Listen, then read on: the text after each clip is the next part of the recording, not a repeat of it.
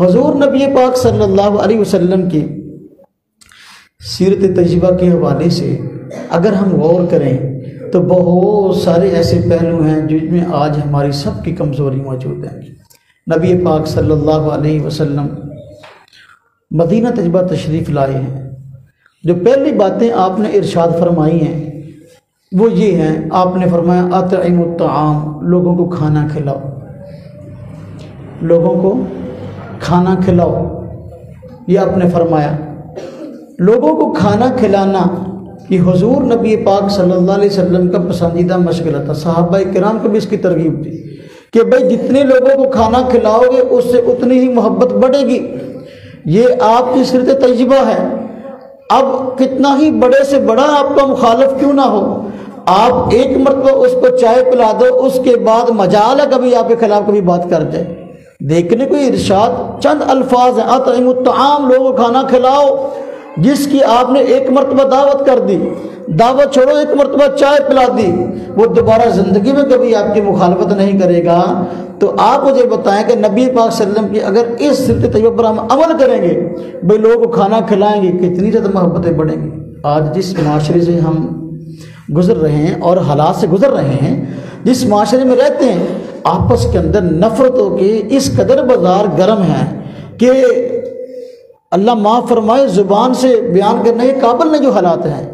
اگر ہم یہ طریقہ کار اختیار کریں کہ بھئی محبتوں کو بکھیریں، نفرتوں کو کم کریں، اور طریقہ کار یہ اختیار کریں کہ بھئی لوگوں کو ہم نے کھانا کھلانا ہے، تو کھانا کھلانے سے محبتیں ایسی بڑھیں گی کہ بڑے سے بڑا دشمن، بڑے سے بڑا مخالف بھی جو ہے ہمارا گرویدہ ہو جائے گا۔ اور واقعی ایسا ہے۔ ہمارے تبلیغ جماعت کے میرے بھائی، میرے عزیز، میرے بزرگ جتنے کام کر رہے ہیں، اب آپ دیکھیں اس میں 6 نمبر ہیں، تو 6 نمبروں میں ایک نمبر ہے اکرام مسلم۔ اکرام مسلم کسے کہتے ہیں کہ بھئی اپنے مسلمان بھائی کا خیال کرتے ہوئے اس کو پروٹوکول دو، اس کی عزت افزائی کرو، اور اس کے سامنے کوئی نہ کوئی ہدیہ تحفہ پیش کرو، اور کوئی نہ کوئی کھانے کی چیز کے سامنے پیش کرو۔ الحمدللہ اکرام مسلم کی برکت سے جماعتوں کی جماعتیں آپ نکلتے ہوئے دیکھتے ہیں۔ بسا اوقات ایک آدمی جماعت کے ساتھ جانے کو تیار نہیں ہوتا، لیکن جب اس کا اکرام کیا جاتا ہے تو وہی آدمی جو ہے اب آخرکار جماعت کے ساتھ جڑ جاتا ہے اور باقاعدہ جو ہے جماعت کے ساتھ چلنا شروع کر دیتا ہے۔ یہ اکرام مسلم، یہ اطعموا الطعام ہے۔ اور آپ نے فرمایا افشوا السلام، سلام کو پھیلاؤ، اور لوگوں کو زیادہ سے زیادہ السلام علیکم کہا کرو۔ آج ہمارے یہاں السلام علیکم ورحمۃ اللہ وبرکاتہ اس کا رواج نہیں رہا۔ اس کے مد مقابل اور بہت ساری چیزیں آ گئی ہیں۔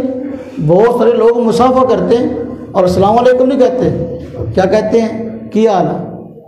کیا کہتے ہیں؟ کیا حال ہے؟ پہلے السلام علیکم ورحمۃ اللہ کہو، اس کے بعد اگلی بات ہے کیا حال ہے۔ حال حوال بعد کا مسئلہ ہے، پہلے سلام ہے پھر دوسرا کلام ہے۔ اور بعض لوگ سلام نہیں کرتے، اس کے بجائے اور کئی الفاظ نکال لیے ہیں، رخصت ہوتے وقت کے اور آتے وقت کے۔ ہاں جی، وہ پتہ نہیں کیا کیا ہیں، ہم آپ جانتے ہیں۔ ہندوؤں اور سکھوں کی فلمیں ڈرامے دیکھ دیکھ کے اس کے مد مقابل کئی طرح کے الفاظ ہیں، لیکن کسی کا کوئی ثواب نہیں ہے۔ السلام علیکم ورحمۃ اللہ وبرکاتہ کا سلام ہے، اپنا اجر اور ثواب ہے۔ اور حضور نبی پاک صلی اللہ علیہ وسلم شاہ فرمایا کہ دیکھو جو تم دوسروں کو سلام کرتے ہو، فرمایا جو آدمی دوسروں کو سلام میں پہل کرے گا تکبر سے بری ہے۔ آج کل ہمارے کمزوری ہے، ایک تو سلام نہیں کرتے، نمبر 2 اس انتظار میں ہوتے ہیں کہ پہلے یہ مجھے سلام کرے پھر میں اس کے سلام کا جواب دوں گا، وگرنہ بسا اوقات اس کو دیکھ بھی رہے ہوتے ہیں، آنکھ کے کنارے سے گھور بھی رہے ہوتے ہیں، لیکن اس انتظار میں ہوتے ہیں یہ سلام کرے گا تو میں جواب دے دوں گا، وگرنہ چپکے سے نکل جاؤں گا۔ یہ حضور نبی پاک صلی اللہ علیہ وسلم کا طریقہ نہیں ہے۔ آپ نے مدینہ طیبہ تشریف لائے، جو پہلی باتیں ارشاد فرمائی، فرمایا لوگوں کو سلام کرو، خواہ کسی کو پہچانتے ہو یا پہچانتے نہیں ہو، جس کو پہچانتے اس کو بھی سلام کرو، جس کو نہیں پہچانتے اس کو بھی سلام کرو۔